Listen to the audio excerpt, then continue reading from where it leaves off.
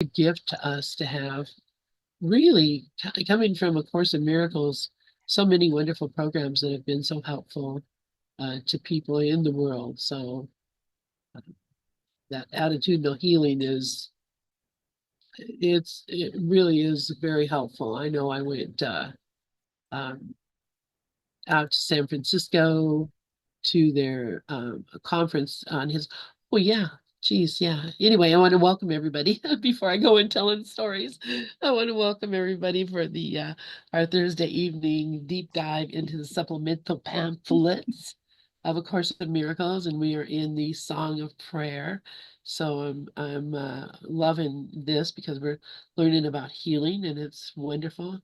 Um, but so I was going to say about Jerry Jampolsky uh, that uh, by this is how coincidences happen. This is how things happen. Um, I was at the time. I would interview people. I would do interviews like on a Tuesday night or something. I would have people come and on the radio, and I would interview them. And I used Skype, or we just did it regularly on Pal Talk. But I had, I interviewed a lot of different people. If they wrote a book, I would interview them. We talk about their book, etc. So I got the idea. I thought about from after going through Choose Again with Diedrich Wolsak, and Diedrich and his work came from the work of Jerry Jampolsky from the attitudinal healing. So I was really intrigued by that. So I decided to call and see if I could get them to come, Jerry, to have an interview. So, I have this number for the office of their foundation. So I call the foundation, right? The phone rings, and then I hear a little hitch, hitch, hitch, and then the phone rings again. And then this gentleman answers the phone, and it was Jerry Jampolsky. And he was on vacation in Hawaii, and they were in a hotel in Hawaii, and my call rang through to him, which was, I mean, like, I did not expect that, believe me, at all. And he had just gotten off the phone with at that time, every morning he and Diane did the lessons with Carlos and Cindy Santana. And Carlos Santana had some health issues.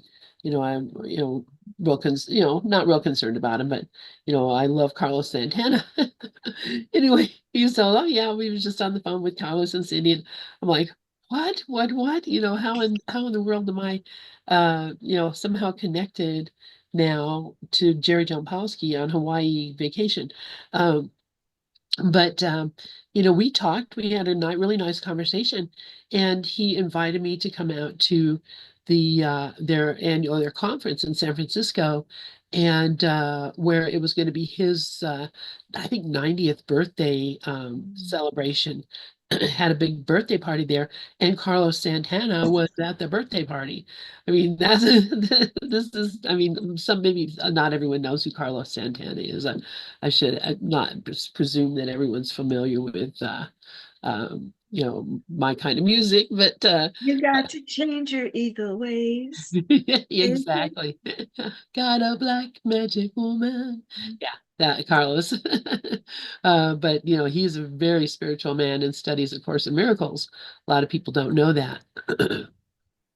But anyway, just by an accident of dialing this number that should have gone to the offices in California, ended up actually talking to Jerry on in Hawaii, and getting invited to come to that conference, which I did do. I went out to the conference, and it was beautiful. It was held at the Presidio in San Francisco, and uh, I got certified to run the attitudinal healing circles.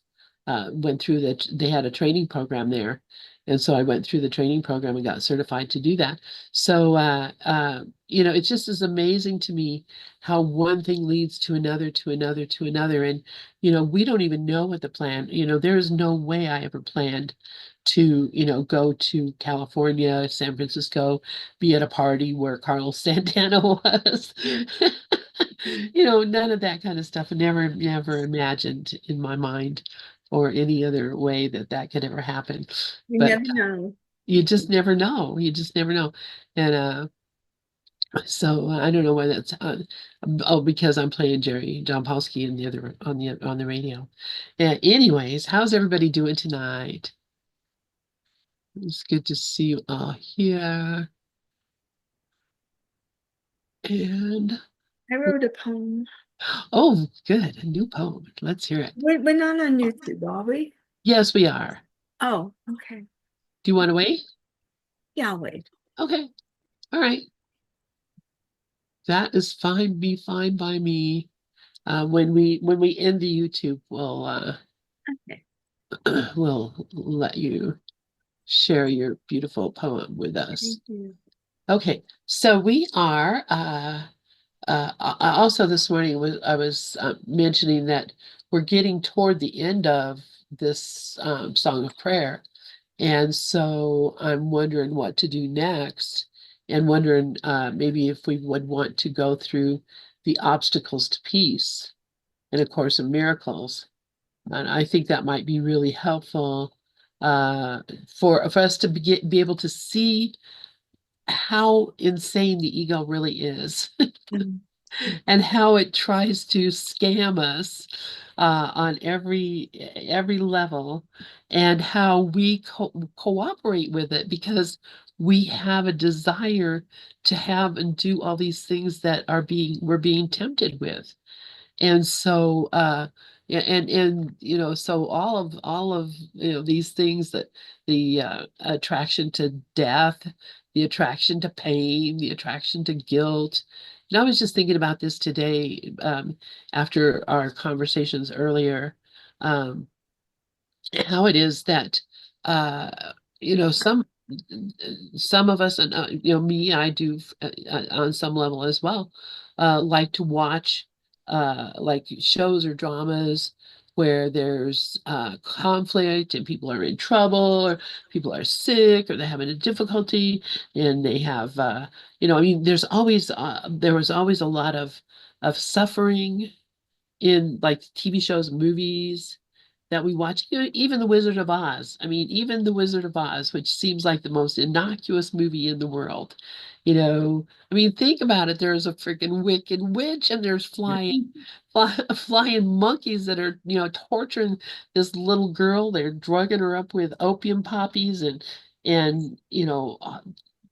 just all kinds of hideous things happening to this little girl. And of course, in the end, she, is able to get home, and everything is, she finds out she's been dreaming. She's a dreamer of a dream. Um, but how that all of that is our attraction. We're attracted to see the conflict. We're attracted to see the suffering. We're attracted to see these things. And I'm not condemning it in any way at all. What I'm thinking, though, is that since we are attracted to it, that is how the ego's got us set up to be attracted to these things. Let us use these things to practice forgiveness. And I know a lot of us do. I know everybody does that on some level. You're watching a TV movie or show or something, and you see all these things going on. How often do we stop and say, this is a movie, and it's a story, and it's a script, and it's not really happening, and it never really happened. These are just stories in my mind that I've just chosen to judge a situation, and I can forgive this situation and not see this in this way. I mean, we can do that on with TV shows. We can do that with movies. I do that. I can do that with reading a book, read an article in a magazine. I can do that, use that to practice forgiveness, because, you know, otherwise, what is it for? Entertainment, which is mindless being mindless. So anyway, anyway, that's just my thought. Let's do that. And uh yeah, the obstacles to peace. Yeah, exactly. Yeah, exactly, Dana. That's what when I started realizing that, I was looking for guilt in other people, looking for, that bastard. What is he doing to us now?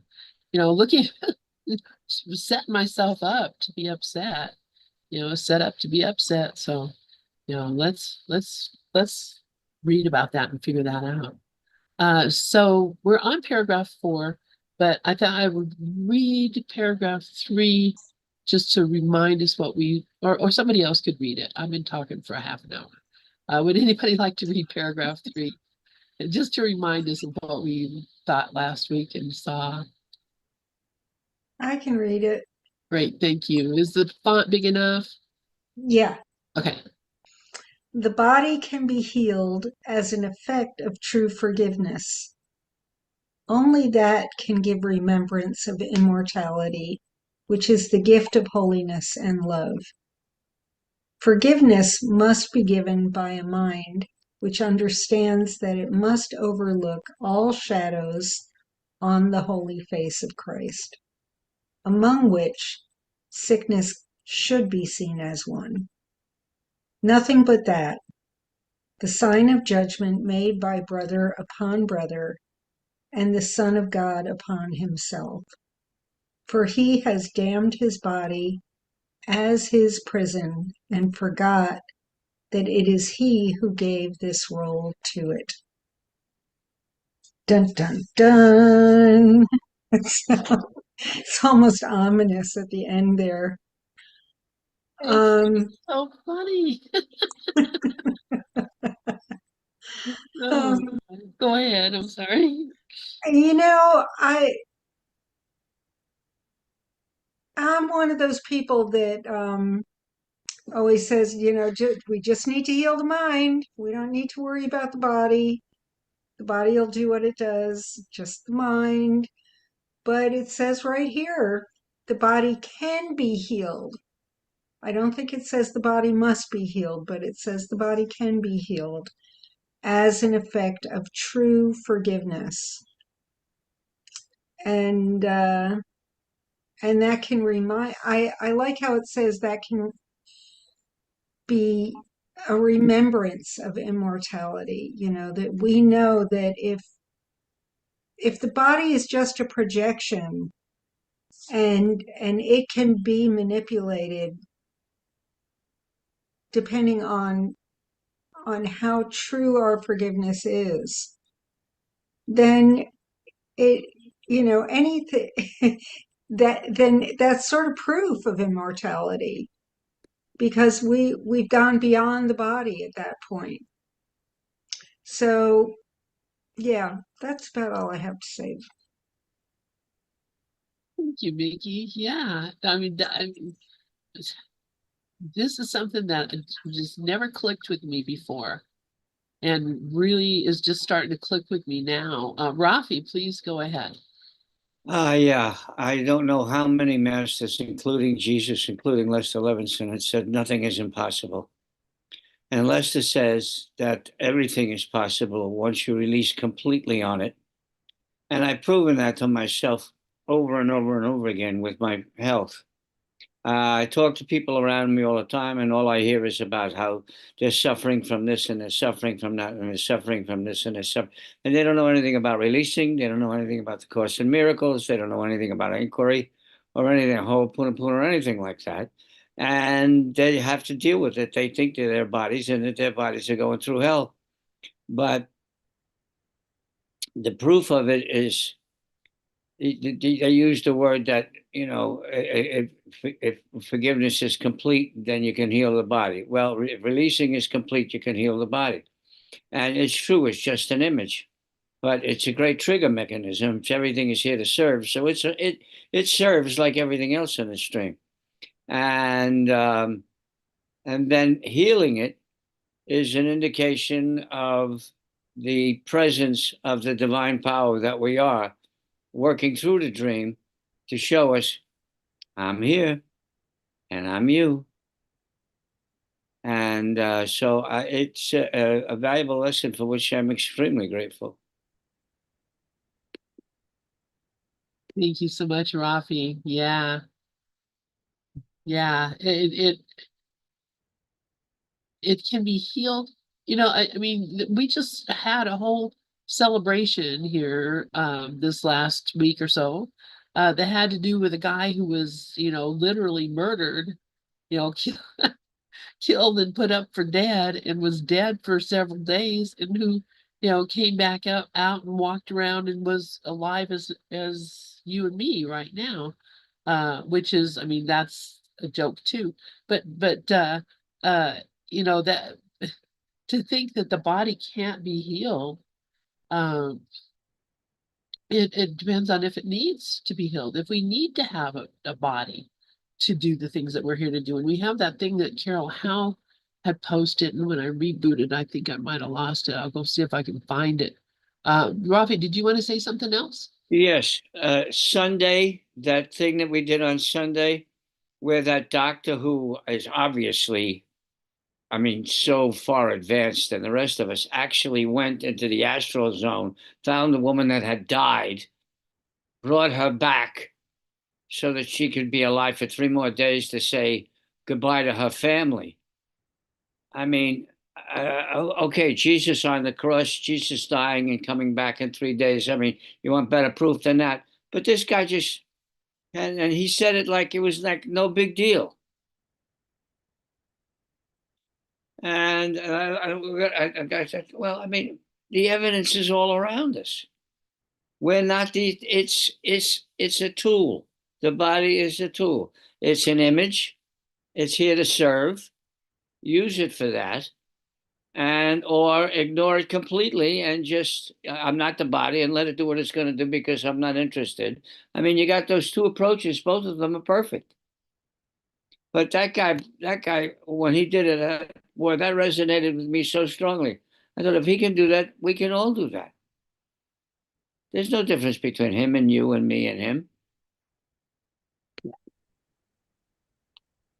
Yeah, absolutely.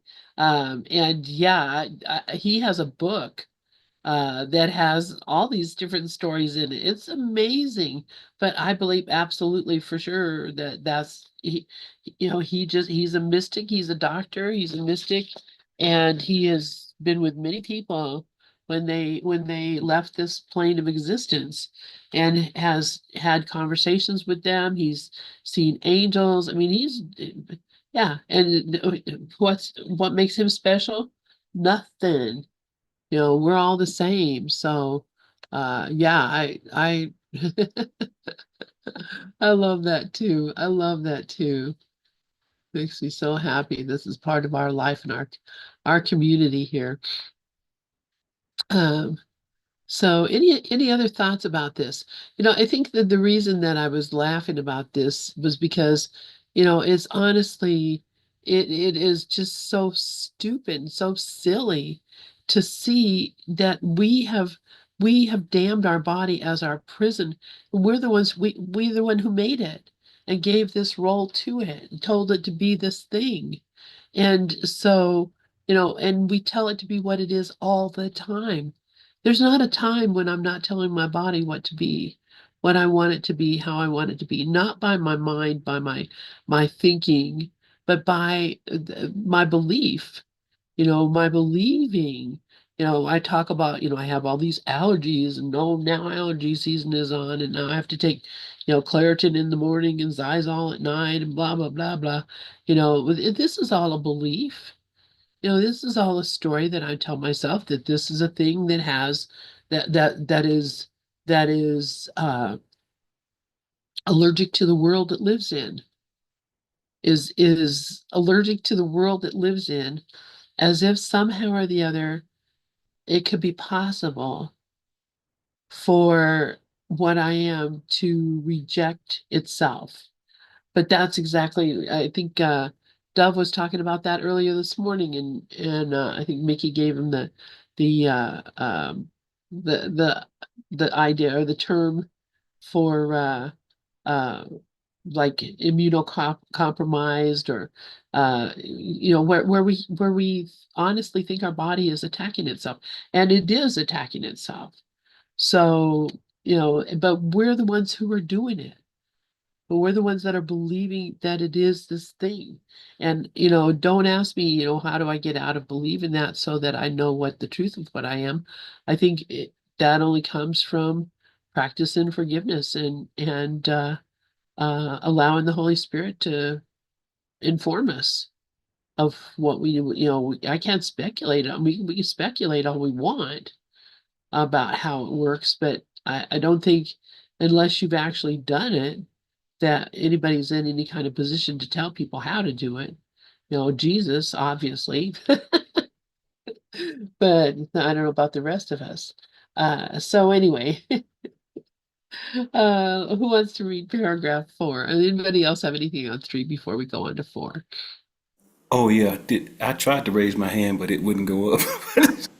Well, But yes, sir. yeah, but yeah, just on what you were saying, Lynn, I thought it was funny as you were saying about the allergies and whatever, and to top it off, we made ourselves allergic to a world that we created. so, so you gotta laugh, and you gotta like, uh, why do I keep stacking the deck against myself? Why don't I stack the deck to win? And I think, in all sincerity, that's something that we really have to look at, because I truly believe, and I tell Tracy this all the time. I'm like you. I don't have the answers, but I do believe, and I believe that, and I think it's beyond belief to knowing that noticing takes care of a lot. Just noticing. You don't have to think, oh, well, now that I see it, what do I need to do? No. Oh, I'm stacking the deck against myself. Stop it, Regis. And whatever that is referring to, whether it's allergies or whatever, I just notice that it disappears. Sometimes just noticing and just saying stop to myself. Not trying to figure out, just stop doing it. Stop stacking the deck against yourself. I remember it was years ago that I stopped believing life has to be hard. Y'all know my slogan, I believe in easy. And a lot of people don't agree with me. It's a lot of people don't agree with me, and that's fine. But I believe in easy. Jesus said, my yoke is easy and my burden is light. We shouldn't be getting worn out in this world. We shouldn't be getting beat down and worn out all the time as we experience this world. And so sometimes it's just noticing. I was telling Trace, it's just noticing. Oh, I like drama. Stop liking drama, Regis. I'm a drama queen. Stop it. So it's like, so, and we know, in terms of people start correcting, in some sense, the idea of the secret about the law of attraction is not what we're attracting, is what we're attracted to. So if I'm a drama queen or king, then I'm really seeking out drama. I'm not drawing drama. I'm seeking out drama. And so we can just notice, and then I think in that noticing, in answer to the question, how do we do it? I think noticing and being honest enough to just call ourselves out on some of the stuff that we just stack the deck against ourselves. And when you notice it, I think there's just a lot of healing right there in the spot, in that moment that we notice there's nothing else to do. And in that clear honesty of just being able to call a spade, with ourselves, not with other people, but with ourselves. I think a lot of things just fall away, and you can wake up. And I mean, most of my physical body healings didn't come through medicine. I've shared with this before in this room and other times of the day that they just came when I'm like, okay, that's enough of that.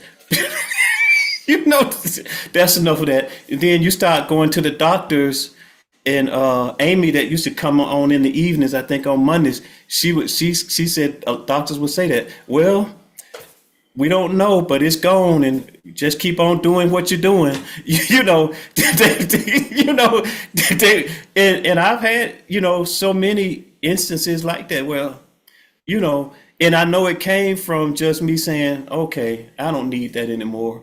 Thank you and goodbye.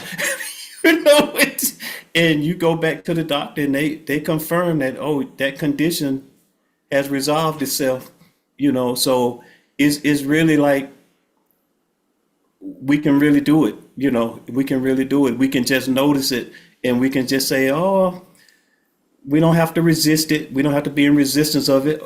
I just noticed. I noticed that, oh, I don't need this. Okay. I don't need that in my life anymore. I don't know why I needed it to start with. And I'm not going to go down that rabbit hole to try to figure out why I thought I needed it. I just realized today I don't need that in my life anymore. And it's gone. Thanks. Thank you, Regis. And I agree with you completely. You know, just, you know, why do I want it in the first place? You know, that's the question always, is because, you know, obviously it's here because I want it.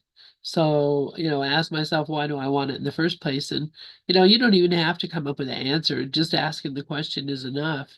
Because, you know, once you throw doubt into the reason, you know, why is this happening, and see that there might be another reason, another thing to do, then, you know, you can just let it all go, because nobody knows, you know. If I could figure out how we did this, uh I'd be, you know, doing something else. I don't know, maybe not, I don't know. Rafi, please go ahead.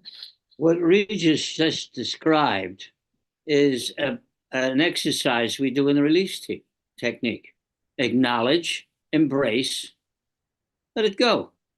Acknowledge, embrace, release. You just said it. I mean, you notice that it's there. You don't fight with it. You embrace it. You welcome it. And then you make the decision to let it go. And you couldn't have said it any better, and you couldn't have said it any simpler. It's exactly how it works. And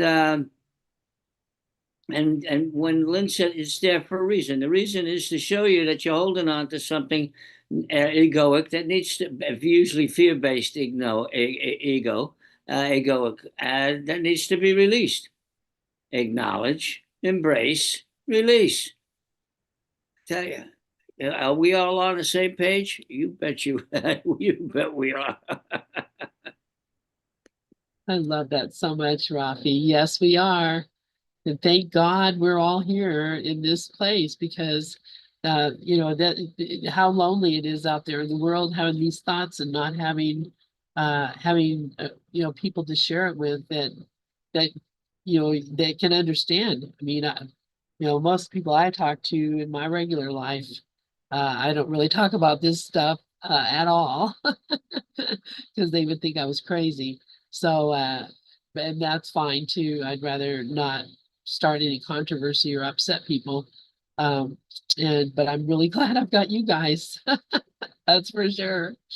Okay, let's look at paragraph 4. Who wants to read paragraph 4?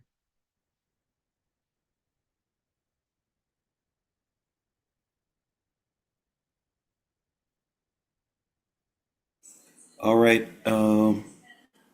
What he has done now must God's Son undo.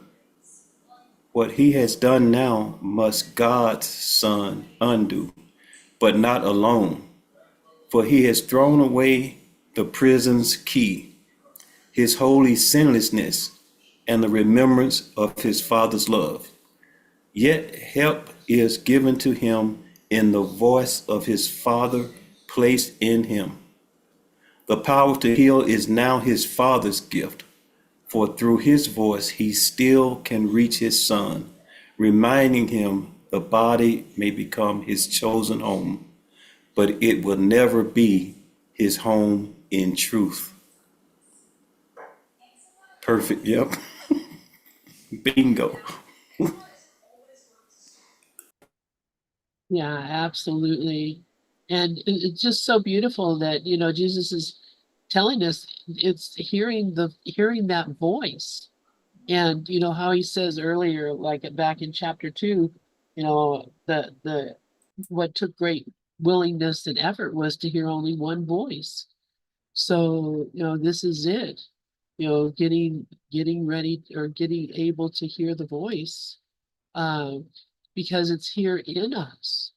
So how do we do that? I mean, everybody has their their own practice. Everybody does their own thing, and some people do the same thing. For me, I just ask the questions and sit and listen, and eventually I will hear an answer that'll come to me while I'm taking a shower, or come to me when I'm cooking food, or come to me when I'm meditating. I don't know, but that I definitely know the voice that my father placed in me. I've heard it and can hear it uh, on a regular basis, uh, and have my whole life. So, I'm not bragging. I'm just saying it's absolutely here and now. And I know every single one of you have the same thing. So, is there anything anybody uh, does to hear the voice of God in yourself, and hear the voice of God in your brothers? Now I hear the voice of God listening to the Pope, listening to music, songs on the radio, um, songs on TV shows that I just hear out the corner of my ear. Brooklyn, yeah, please go ahead. Namaste, beautiful mighty companions. I hear it when I feel love. Yeah. So grateful. Yeah, me too.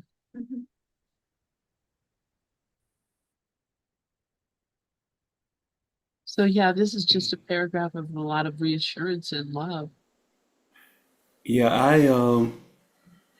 I'm glad that you circled back around because I had wanted to comment before. I love that the Holy Spirit, Lynn, allowed you to circle back around to the TV and radio commentary. Because when you said that earlier, I was still getting set up and I couldn't get the mic and stuff going quick enough. So you just circle back to it. So thank you. And because anybody that's around me, they know that around me watching TV, they know that I take TV as a way to heal through gentleness, to gentle correction, because every show, like you said, the voice of God is there. The voice of God don't turn off and say, "Oh, you're watching TV now." That's irrelevant. You know, everything that we are experiencing is a gift. Sometimes we put certain things in this category, other things in this category, and these opportunities when that little black box is on, or that or that flat screen on the wall, uh, it doesn't matter what the show is. I mean, it absolutely doesn't matter. I can be watching WWE wrestling and I can still see, I'll be, oh, look at that. Look at that. Look at how the ego works. So look at, and not talking about them, how the ego works in them, seeing how it works in me, and being able to whatever in that moment I'm seeing, allowing that to heal, allowing that to come to surface and be released.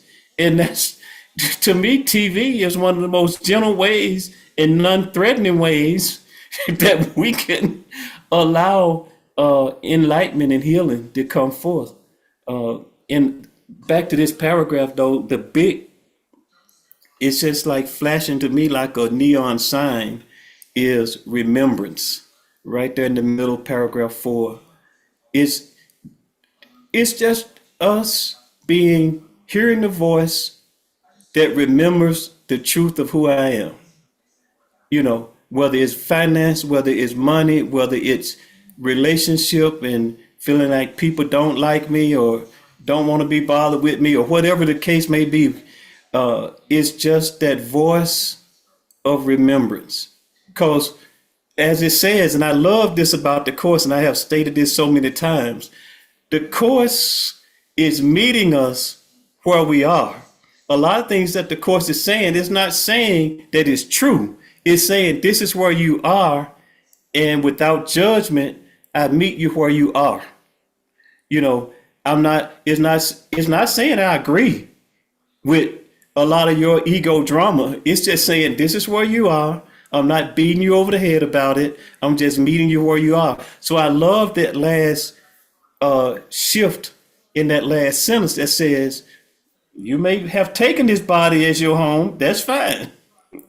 But in truth, it is not your home.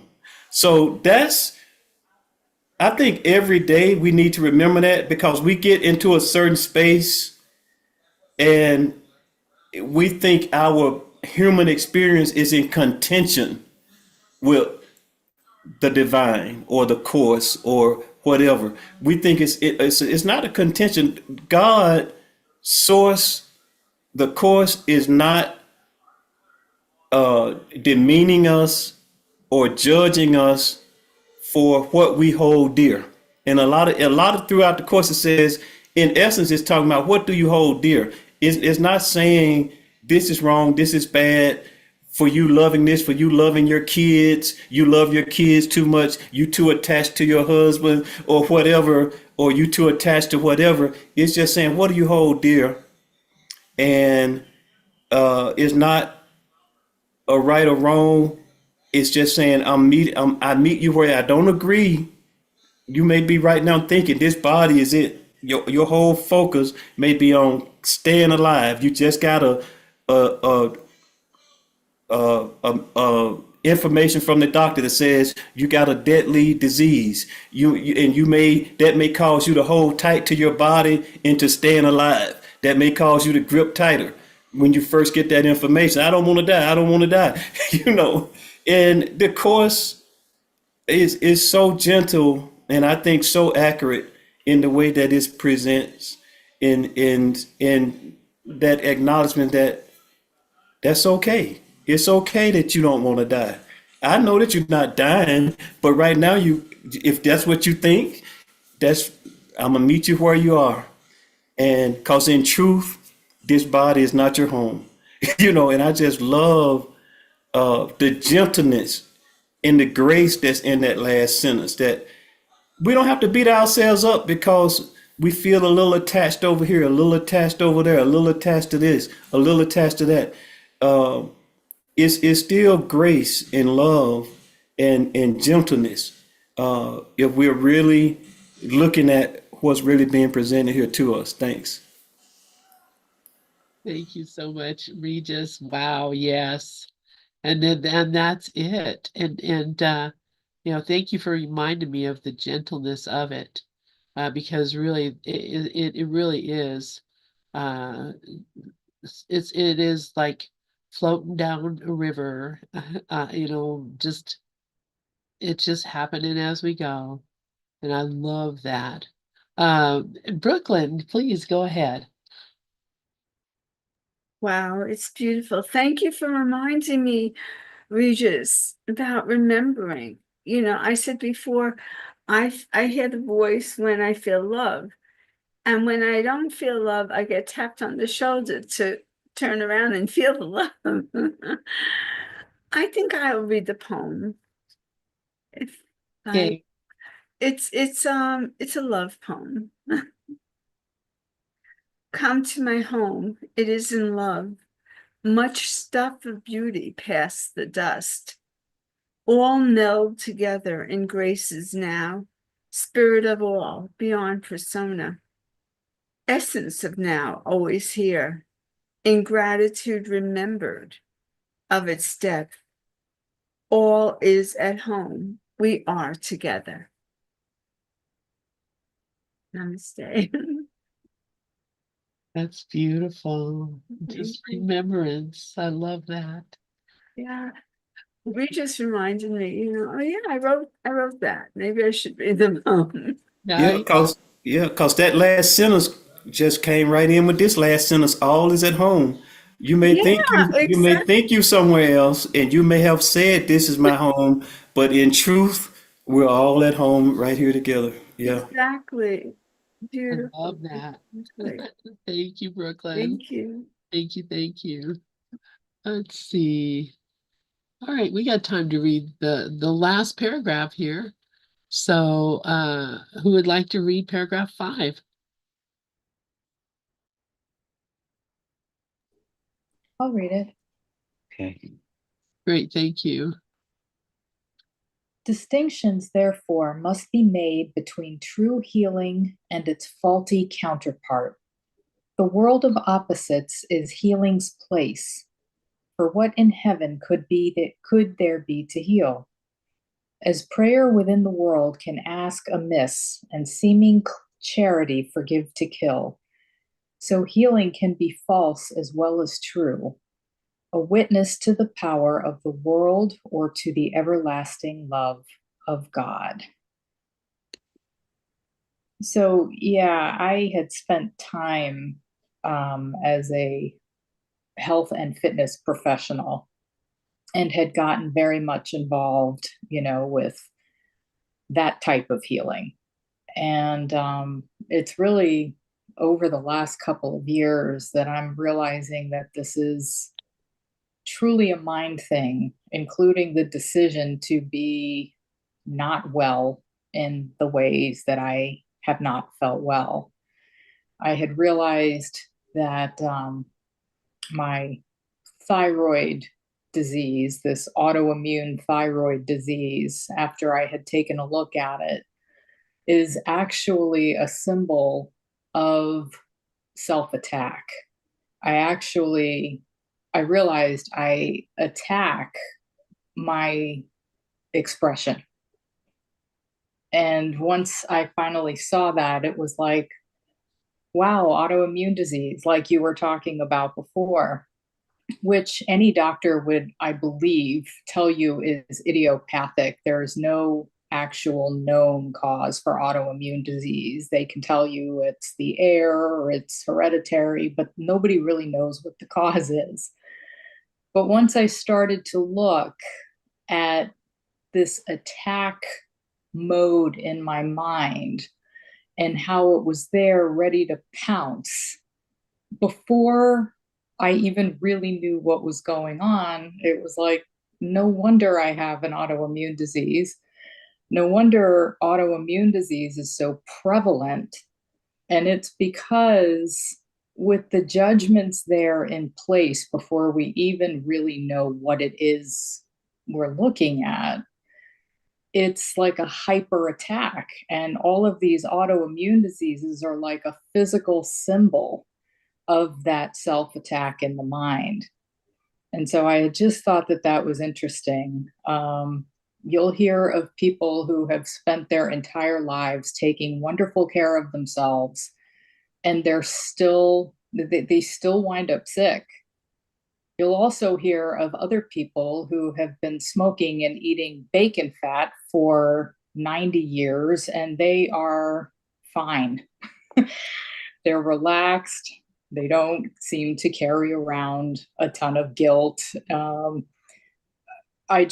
It was just some stuff that I had noticed, and that's what this paragraph reminds me of. Yeah, thank you so much, Dana. That's perfect. And isn't that absolutely true? That's the thing. That's how you know it can't be real. You know it can't be real because it's different to it's different things to different people. Different things and different things to the same person in a different situation. There's times when I'm not allergic to cats at all. There's times when I'm totally allergic to cats. There's times when it baffles me, but I know that it has something to do with my state of mind. And how they say, well, you can grow out of these things, or these things. We don't even know. It's just an expression of the body, uh, and it could be anything. It could be anything. People are allergic to the sun. People are allergic to glass. People are allergic to, I mean, themselves, their own body. And really allergic, not just autoimmune, but like really allergic to where their body is just destroying itself because it, I mean, it's a kill or be killed world here. Rafi, please go ahead. For what in heaven could there be to heal? The sentence says it all. The lady who just spoke said it. You just said it. For what in heaven could there be to heal? In the divine omnipresence, there's no such thing. The body is a mental projection, and if it is undergoing some kind of physical distress, that's also a mental projection. It's there to show us what we need to get rid of. How many times have we heard this dream is a school, and we're here to learn? These are all teaching techniques. For what in heaven could there be to heal? It's like the divine, omnipresent love. We call God, we call it beingness, consciousness, whatever, never condemns. So there's nothing to be forgiven.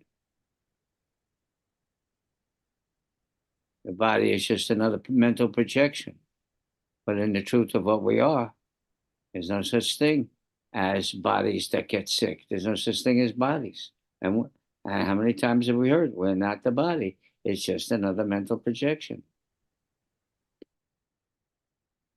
That's it. That's it. Thank you, Rafi. Mickey, go ahead. Yeah, I thought it was really interesting what Lynn just said about allergies and autoimmune stuff and all of these things we're talking about. When Lynn said the body is attacking itself, I thought, unforgiveness is self-attack. It says in the Course over and over again, we're attacking ourselves when we don't forgive.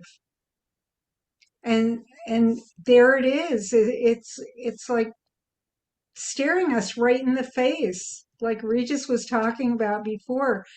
Like when you observe it and you acknowledge it, I am attacking myself. I have a couple of things going on in my body where I am attacking myself. This must be a lack of forgiveness. And just to acknowledge that, it amazes me that it doesn't automatically heal. But I'm like, this, like I've acknowledged this. I admit it. I'll admit it to everybody. Do I have to go on CNN and say it? Like, I don't know what I need to do besides looking at it and acknowledging it and fessing up to it. But yeah, I'm attacking myself every day. And so there must be some sort of some forgiveness work that still needs to be done. Who knows? Or it could be that's my script and there's something I need to learn from it. I don't know, but I think it's really interesting, and it all is so obvious when you start paying attention. So thanks. Yeah, and thank you for that, Mickey. And yeah, what do I have to do? Go on CNN, or what I have to do is really admit to myself and recognize to myself that I'm just trying to be right. And that, that's all. I'm just trying to be right and make God be wrong. And it's that authority problem we were talking about earlier today. It's the idea that somehow or the other, I got to prove that, yes, I am a victim here. Oh my gosh. We're just so silly, aren't we? I love it. And yeah, Dove says if I defend myself, I'm attacking myself. Uh, yeah, and yeah, exactly, Dove. So yeah, it's the second time we talked about it because yeah, it's all autoimmune. So all right, you guys, let me go ahead and close this out. We've actually finished this section. Next week we will start on false versus true healing. And I think, is that the last section here? Anyway, so we'll be moving on up. So yeah. Now, after that, we've got a couple Oh more yeah. separation versus union and the holiness of healing. Yay. So we've still got a while to go on this. Yay. Very good. All right, you guys. And Thank one thing I wanted to ask you, Lynn, you mentioned earlier today when you were talking about the obstacles to peace that you were reading Ken Wapnick's commentary on it, or was it a Yeah, book? the journey home. Ken Wapnick's book, The Journey Home. Oh, the journey through the text, or that's No, another?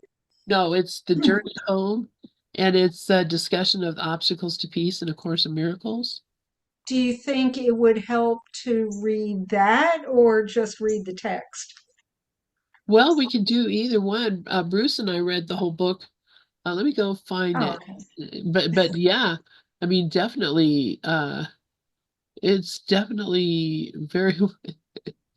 I feel like that little kid at the fair.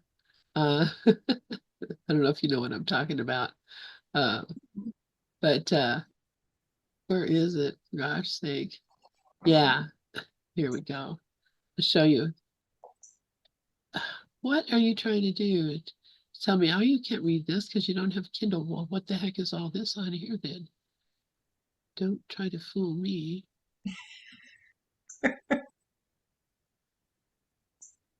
Well, anyways, it's called The Journey Home, a discussion of the obstacles to peace and A Course in Miracles by Dr. Kenneth Wapnick, PhD. And